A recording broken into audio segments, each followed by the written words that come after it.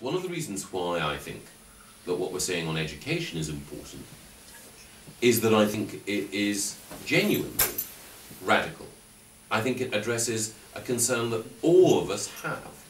And I think it's possible to communicate what we're about in a way that most people can understand and empathise with. The reason why I think we need to act on education is that there's a widespread feeling amongst parents, amongst everyone who's been involved in the school system, that while there's been additional money, which has been pumped in, which has been welcomed, and while teachers are working harder than ever, pupils are working harder than ever, we haven't had the sorts of gains that you should have expected. And that feeling isn't just a sort of intangible sense that things have gone wrong, it's rooted in evidence. If you look at how this country's done relative to other countries, we've fallen behind.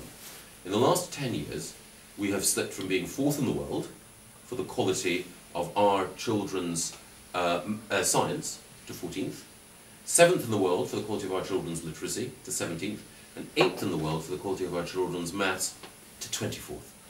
So we've slipped behind other developed economies. And at the same time as that's been going on, the gap between the education enjoyed by the very wealthiest and that by the poorest has grown. Now, the very poorest children in our schools are those who are eligible for free school meals. That's about 15%, one in 6 or so, who are eligible for free school meals. Last year, 20,000 children got 3 A's at A level, which is the basic entry ticket to a really good university. 20,000.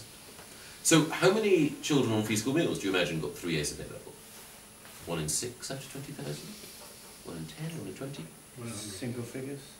The truth is that out of 20,000, the number of children eligible for free school meals who got 3 A's at A level was 189.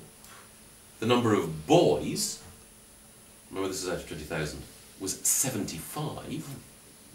And at the same time, and remember this is, we're talking about 1/6 of the population. At the same time as only 75 boys eligible for free school meals got 3 A's at A level, 175 boys at Eton got 3 A's at A level. So you have one school, 2.5 times as many boys getting the qualifications necessary to go on to a top university as the entire population of poor boys on benefits. So that's an amazing example. Bob will come on to some questions I hope in a moment. It's an amazing example of just a waste of talent. You know, if you believe in any sort of social justice, you think it's grotesquely unfair. But if you believe that this country needs to make use of every available resource, then it's the equivalent of leaving gold nuggets lying on the floor, or oil unplumbed from the North Sea. You have young minds full of promise that clearly aren't being given the chance to flourish when there are so few children from poor backgrounds who are doing well.